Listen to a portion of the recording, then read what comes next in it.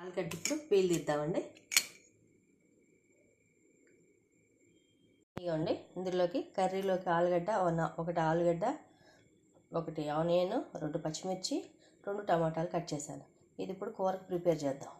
ఇదిగోండి కర్రీకి పెట్టి ఆయిల్ పోసాను. కొంచెం ఆయిల్ ఎక్కగానే వేసేస్తాను.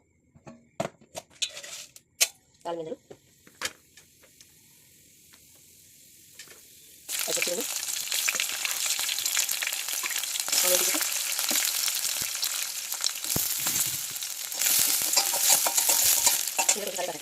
ఇదిగోండి కరివేపాకు వేసేసేయండి.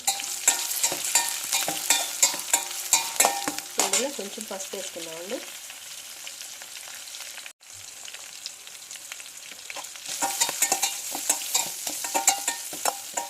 ఇందులో కొంచెం సాల్ట్ వేసుకోండి. ఆనియన్ ముక్కలు వేసిన తర్వాత సాల్ట్ వేస్తే ఆనియన్ ముక్కలు తొందరగా మగ్గుతాయండి ఆయిల్లో, అంటే కొంచెం సాల్ట్ వేసుకోవాలి. ఆనియన్ ముక్కలు అట్లా వేగినప్పుడు ఈ ఆలుగడ్డ టమాటా ముక్కలు ఇందులో వేసుకోండి.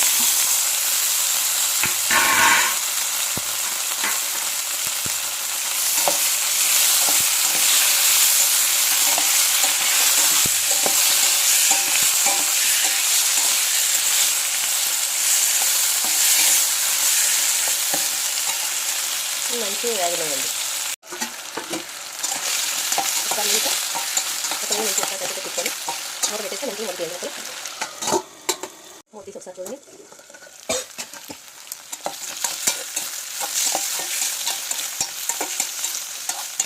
ఆ ఫ్రై వేయండి. కొంచెం వేగాలి ముక్కలు. వేగిన తర్వాత కొంచెం వాటర్ పెట్టుకోండి.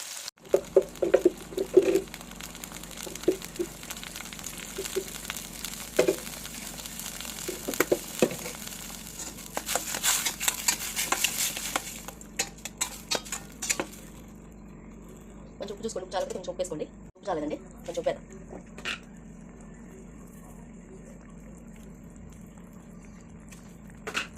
కొంచెం తక్కువైనా పర్వాలేదు, కానీ సాల్ట్ ఎక్కువైతే మాత్రం చేంజ్ చేయం. ఇప్పుడు మంచిగా ఉడకనివ్వండి. కొంచెం ఇందులో దానికి కొంచెం ఒక స్పూన్ వాటర్ వేయండి. నేను పోసేసుకోండి.